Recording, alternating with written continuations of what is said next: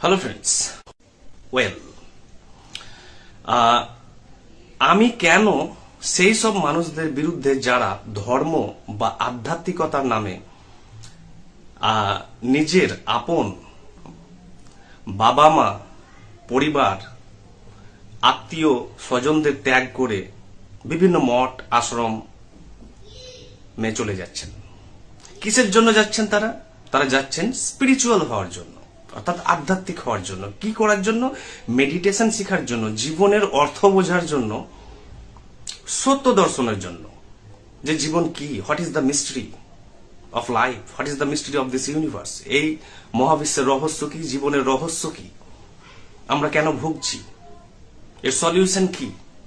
হাজারো প্রশ্ন যখন তাদেরকে বোম্বার্ড করছে, তখন তারা ভাবছেন যে the best way is to renounce everything and go somewhere which is far away from our current society and the state as a political entity। অর্থাৎ সমাজ এবং রাষ্ট্র ত্যাগ করে তারা চলে যাচ্ছেন।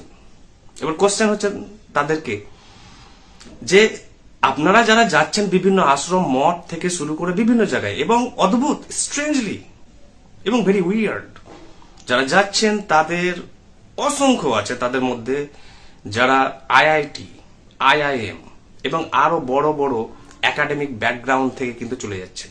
এবার কোশ্চেন হচ্ছে যে আপনি যেখানে জয়েন করলেন সেখানেও তো সেই সোশ্যাল স্ট্রাকচার আছে, অর্থাৎ হায়ারার্কি অফ পাওয়ার।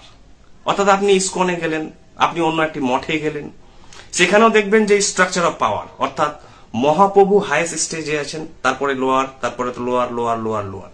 সেখানেও আপনি you are there under certain obligations, duties and responsibilities, and you are discharging them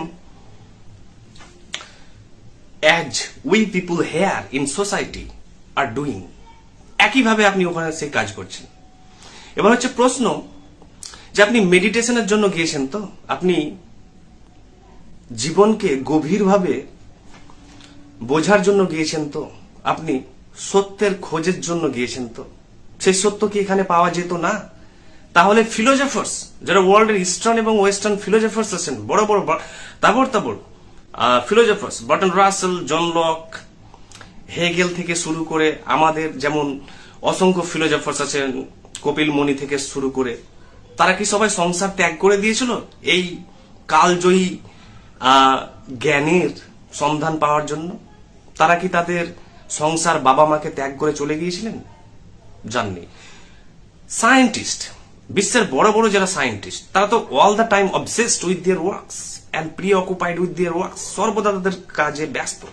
Nicolas Tesla, sir Einstein, Stephen Hawking, Isaac Newton সব কি সংসার ত্যাগ করে, পরিবার ত্যাগ করে চলে গিয়েছিলেন সত্য দর্শনের জন্য? তারা কিন্তু 24 ঘন্টায় তাদের কাজে, অর্থাৎ তাদের যেটা প্যাশন, অর্থাৎ ধর্মা, তাদের ইনার কল অনুযায়ী কিন্তু তারা 24 ঘন্টা খেটে গিয়ে এই বিশ্ব তৈরি করেছেন। এই যে আধুনিক সিভিলাইজেশন আমরা বাস করছি, এটা কাদের অবদান? এটা তাদের, সেই সব ফিলোজফার্সদের, দার্শনিকদের, সেই সব বিজ্ঞানীদের, সেই সব টেকনোলজিস্টদের, সেই সব বড় বড় কালজয়ী সাহিত্যিকদের, মনস্তত্ত্ববিদদের, সাইকোলজিস্টদের। সিগমন্ড ফ্রয়েড কি ত্যাগ করে চলে গিয়েছিলেন সাইকোলজিকে বোঝার জন্য? তাহলে আপনি ওখানে কি বুঝতে গিয়েছেন যেটা বাড়িতে বোঝা সম্ভব নয়? যখন সমস্ত বড় বড় মেজর সাহিত্যিকরা, বিজ্ঞানীরা, দার্শনিকরা বাড়িতেই সেটা করে দেখিয়েছেন এবং সবার মাঝে থেকে। আপনি যদি আলোকিত হন, অর্থাৎ আপনি আইআইটি ব্যাকগ্রাউন্ডের লোক, আইআইএম বা আরো বড় বড় একাডেমিক ব্যাকগ্রাউন্ডের লোক, আপনি যদি আলোকিত হয়ে ওখানে থেকে গেলেন, কিন্তু আপনার যে এক্সপার্টিস, উইজডম ইউটিলাইজ কিন্তু হলো না। কিন্তু আপনি যদি আলোকিত হয়ে কোনো শিক্ষকতা করতেন, আলোকিত হয়ে যদি একজন ব্যাংকের ম্যানেজার হতেন, আলোকিত হয়ে যদি একজন পলিটিশিয়ান হতেন বা সোশ্যাল রিফর্মার হতেন, সমস্ত এরিয়াকে আপনি আলোকিত করতে পারতেন, সবাইকে আপনি সঠিক পথে গাইড করতে পারতেন। কল্পনা করুন যে একজন আলোকিত মহাপুরুষ স্টেট ব্যাংকের ম্যানেজার, সেই স্টেট ব্যাংক কেমন চলবে? কল্পনা করুন যে একজন দার্শনিক, তিনি একজন হেডমাস্টার মশাই। কল্পনা করুন একজন আলোকিত মহাপুরুষ, সে পলিটিক্যাল লিডার, কেমন হবে সেই সমাজ? কিন্তু সেই সমাজকে আপনি ত্যাগ করে দিয়েছেন, সেই রাষ্ট্রকে আপনি ত্যাগ করেছেন। আপনার সমাজ এবং রাষ্ট্রের প্রতি ভূমিকা কি? আপনার পলিটিক্যাল কোনো আইডিয়াজ আছে? আপনি যে সংসার ত্যাগ করেছেন, আপনি বলুন আপনার অবদান যে পলিটিক্যাল স্ট্রাকচার অর্থাৎ democracy, constitution, judicial system, parliamentary democracy system, press, আপনার কোনো অবদান আছে এগুলোতে? নো। কিন্তু আপনাদের যে নলেজ সেগুলোকে আপনারা এক জায়গায় কনসেন্ট্রেটেড করে, সীমাবদ্ধ করে, লিমিটেড করে রেখে দিলেন, আনইউজড, আনইউটিলাইজড। কিন্তু আপনারা যদি সমাজের বিভিন্ন সেক্টরে অংশগ্রহণ করতেন তাহলে সমাজ কিন্তু এইরকম থাকতো না। বর্তমানে আজ সমাজ চলে গিয়েছে রাজনীতিতে কারা আছে, যাদের ক্রিমিনাল ব্যাকগ্রাউন্ড, যাদের মোরালিটি প্রিন্সিপাল, যারা কম্প্রোমাইজ করে বসে আছে, তাদের জায়গায় যদি আপনারা থাকতেন। তাই বেদ কি বলছে? আপনি কি বেদ বা উপনিষদের ঋষিদের কখনো দেখেছিলেন যে সমাজ ত্যাগ করতে? তো কাদের প্রিন্সিপাল, কাদের নীতি, কাদের আদেশ, কাদের সাজেশন ফলো করে আপনি সংসার ত্যাগ করতে চাইছেন এবং বিভিন্ন মঠ প্রতিষ্ঠা করতে চাইছেন এবং সেখানে গিয়ে সেটেল হয়ে যেতে চাইছেন? বেদে বলা হচ্ছে, ঋগ্বেদে, যে ব্যক্তি আলোকিত হওয়ার পর অর্থাৎ এনলাইটেন্ড হওয়ার পর, সত্য দর্শনের পর সমাজ এবং রাষ্ট্র গঠনে অংশগ্রহণ করবেন। কত বড় কথা যে আপনি আলোকিত হন, তারপরে আপনি সমাজের বিকাশে, রাষ্ট্রের বিকাশে অংশগ্রহণ করুন। চারিদিকে কোটি কোটি অন্যায় হচ্ছে, অবিচার হচ্ছে, কে লড়বে তার বিরুদ্ধে? চারিদিকে অপারেশন থেকে শুরু করে নিপীড়ন, অত্যাচার অকথ্য পরিমাণে হচ্ছে, লাগামহীন হচ্ছে, ইলিটারেসি, অশিক্ষা, পভার্টি, দারিদ্র, এই যে গরিবী, এর ইরএডিকেশন, এলিমিনেশন কিভাবে করবেন সে সম্বন্ধে আপনি কিন্তু বড় বড় পলিসি দিতে পারতেন, বড় বড় আপনি মেকানিজম, অ্যালগোরিদম দিতে পারতেন।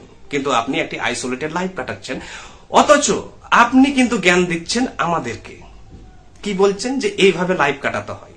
তা আপনার কাছ থেকে আমি কিভাবে কেন জ্ঞান নেব? কারণ আপনার তো কোনো জ্ঞানই নেই প্র্যাকটিক্যাল জগৎ সম্বন্ধে, প্র্যাগমেটিক জগৎ সম্বন্ধে। আপনার যা জ্ঞান হচ্ছে সব তাত্ত্বিক।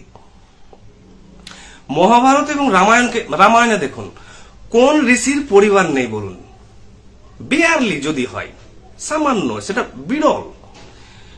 99.99 ঋষি, সেটা বেদ বা উপনিষদ বা রামায়ণ বা মহাভারত হোক, দেখবেন যে সবার কিন্তু সংসার আছে, তাদের নিজস্ব লাইফ পার্টনার আছে, 4, 5 জন, 6 জন, 7 জন, 10 জন করে সন্তান আছেন এবং ফুল ফ্লেজ তাদের পরিবার আছে, সম্পূর্ণ পরিবার আছে। তারা হচ্ছেন প্রকৃত ঋষি।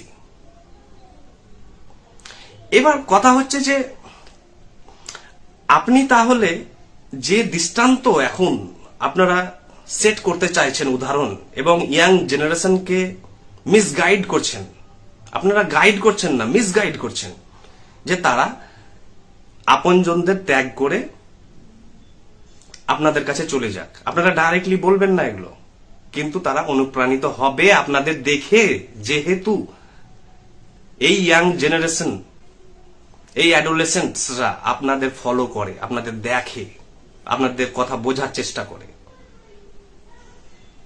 তাই এমন কোন ঋষি নেই যে যারা সংসার ত্যাগ করে গিয়ে অন্য এক জায়গায় বিচ্ছিন্ন হয়ে সমাজ এবং রাষ্ট্র থেকে, সমাজ এবং রাষ্ট্র যদি না থাকে, থাকলো কি?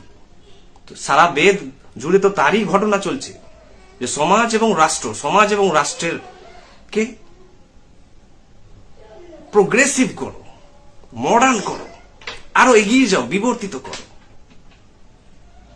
আর আপনারা দিচ্ছেন তার রং এক্সাম্পল, অর্থাৎ উল্টো দিকে হাঁটছেন। আমি তো সমস্ত লোককে, এখানে একজন ভাই বলেছেন যে ব্রিং দেম অন ক্যামেরা, আমি তো সমস্ত মঠের যারা সন্ন্যাস নিয়েছেন, যত আছে, ইসকন আছে, স্কলার যারা মনে করেন, যারা বিশাল নিজেকে আধ্যাত্মিক ব্যক্তি মনে করেন, আমি তাদেরকে বিনম্রভাবে ইনভাইট করছি, চ্যালেঞ্জ বলবো না, চ্যালেঞ্জ শব্দটি বাজে, ইনভাইট করছি, যদি আপনি সনাতনী হন প্রকৃত, আমার সাথে ডিবেটে আসবেন। ডিবেট হবে উপনিষদ, বেদ, রামায়ণ, মহাভারত, অষ্টবক্র সংহিতা, শিবা সূত্র, বিজ্ঞান ভৈরব, ব্রহ্মসূত্র থেকে হিন্দু সনাতনী যা শাস্ত্র আছে তার উপরে বেশ করে ডিবেট হবে, আলোচনা হবে যে আপনারা কত বড় ভুল কাজ করেছেন। বেদ এবং উপনিষদের ঋষিরা আলোকিত হয়েছেন কিভাবে? আপনাদের মতো নয়, আপনারা তো কেউ আলোকিত নন। কোন সিস্টেমে থেকে আলোকিত হওয়া যায় না। সেখানেও তো আপনারা কমেন্ট শুনছেন, আদেশ শুনছেন, গুরুদের কথা শুনে শুনে কাজ করছেন সাবঅর্ডিনেট হয়ে, কেউ কেউ সুপেরিয়র হয়ে, কেউ ইনফেরিয়র হয়ে, কেউ জুনিয়র হয়ে, কেউ সিনিয়র হয়ে। সেখানেও সেই সেম সিস্টেম, সোশ্যাল স্ট্রাকচার, সেখানেও সেম হায়ারার্কি, হেজিমনি। বেদের এবং উপনিষদের ঋষিরা কি করতেন জানেন? খোঁজ নেন, পড়ুন। তারা সঠিক ডাইরেকশন দিতেই এসেছিল, কিন্তু আপনারা তাদেরকে ডিস্টর্ট করছেন, বিকৃত করছেন, ভুল মেসেজ দিচ্ছেন চারিদিকে। সেটা হচ্ছে যে তারা ফরেস্ট একাডেমিতে বিশ্বাসী ছিল। নির্দিষ্ট একটা টাইমে, যেমন আমরা স্কুল করি, নির্দিষ্ট একটা টাইমে তাদের ফরেস্ট একাডেমিতে সমস্ত মেডিটেশন, স্পিরিচুয়ালিটি থেকে, শাস্ত্র পাঠ থেকে শুরু করে, সমস্ত দর্শন, ফিলোসফি থেকে শুরু করে, সায়েন্স থেকে শুরু করে সমস্ত কিছু আলোচনা হতো। এবং তারা নির্জনে ধ্যান করত। ধ্যান হওয়ার পর নির্দিষ্ট টাইমের পর তারা আবার সংসারে ফিরে আসতো, বাড়িতে ফিরে আসতো, কারণ বাড়িতে তাদের আপনজনরা তাদের জন্য অপেক্ষা করছে। বাবা মাকে কাঁদিয়ে, সন্তানদেরকে ত্যাগ করে, আপনজন যারা অসুখে ভুগছে, যন্ত্রণায় ভুগছে, তাদের আপনাকে দরকার ছিল, কিন্তু আপনি চলে গিয়েছেন কিসের জন্য? সমাজের জন্য। অসম্ভব, স্ট্রেঞ্জ। হতেই পারে না আপনি সমাজের জন্য গিয়েছেন, বিকাশের জন্য। আপনি নিজের স্বার্থের জন্য গেছেন। আপনি দেশের জন্য যাননি, আপনি সমাজের জন্য যাননি, আপনি নিজে গেছেন আপনার নিজের সেলফিশ ডিজায়ারের জন্য। আপনি টোটালি স্বার্থপর, একজন ইগোইস্ট, অহংকারী ব্যক্তি, যে সমাজ এবং পরিবার, আপনজনদের যে ত্যাগ করে, তাকে আমি অন্তত ব্যক্তিগতভাবে কোনো আধ্যাত্মিক লেভেলে তো ফেলবই না। আমি তাকে মনুষ্যত্বরও আমি কিন্তু তাকে দরজা দিব না। হিউম্যান বিংস এর সবচেয়ে সুপ্রিম ডিউটি হচ্ছে কি? আপনি দেখুন, অর্জুন, পাণ্ডব, কৌরব, কারা সংসার ত্যাগ করে গিয়েছিল? কারা বলতে পারবেন? সবাই বড় বড় সত্যের দ্রষ্টা, সবাই বিভৎস জ্ঞানী। সংসারে ছিল, সব বাড়িতেই ছিল। আপনজনদের রক্ষা করতে হবে। শত্রুদের থেকে আপনার বাবা মাকে কে রক্ষা করবে? আপনার ভাই বোন, আত্মীয় স্বজন, এদের কে রক্ষা করবে? হসপিটালে কে নিয়ে যাবে? এমার্জেন্সিতে স্ট্রোক হয়েছে, হার্ট অ্যাটাক হয়েছে, সুগার ফল করেছে, কে নিয়ে যাবে? আর আপনি এসছেন সমাজকে জ্ঞান দিতে। কি জ্ঞান দিবেন আপনি? You are totally unaware. আপনি কি জ্ঞান দিতে এসছেন? কাকে বাঁচাতে এসছেন? নিজেদের সবাইকে শেষ করে দিয়ে আপনি কাকে বাঁচাতে এসছেন? কার সেবা করতে? যে নিজের পরিবারকে বাঁচাতে পারেনি, যে আপনজনদের পাশে দাঁড়াতে পারেনি, আপনি অপর ব্যক্তিদের কাছে দাঁড়াবেন? You are totally selfish. You are totally egocentric. আপনি অহংকারী, নিজের স্বার্থের জন্য পালিয়ে গেছেন। You are an escapist. আপনি পলাতক। কিসের জন্য পালিয়েছেন? গীতার যে কুরুক্ষেত্রের কনসেপ্ট দুটো হয়, একটি হচ্ছে আক্ষরিক অর্থে, আর একটি হচ্ছে রূপক অর্থে। আক্ষরিক অর্থে হয়েছে সেই কিংসদের মধ্যে, আত্মীয় স্বজনদের মধ্যে যুদ্ধ, বিভিন্ন ইস্যুকে কেন্দ্র করে। আর একটি হচ্ছে রূপক। এই কুরুক্ষেত্রের যুদ্ধ আমাদের পরিবারে সর্বদা চলছে। এই কুরুক্ষেত্রের যুদ্ধের যোদ্ধা হচ্ছে তারাই যারা প্রকৃত সংসারে আছে, যারা কনস্ট্যান্ট লড়ে যাচ্ছে, অক্লান্ত পরিশ্রম ভাবে বাবা মা থেকে শুরু করে আপনজনদেরকে টেকানোর চেষ্টা করছে, দুবেলা খাবার জোগাড় করার চেষ্টা করছে, সারা দিন পরিশ্রম করে। তারা হচ্ছে কুরুক্ষেত্রের প্রকৃত পাণ্ডব। তারা হচ্ছে প্রকৃত ধর্ম প্রতিষ্ঠা করতে এসছে, আর আপনারা এই স্ট্রাকচারকে ভাঙতে এসছেন। এই হচ্ছে ব্যাপার। ভাবুন। আর যদি আপনাদের মনে হয় যে you can come to me for a debate, I am all set at all times, at all places to debate on any issue surrounding this topic. Thank you.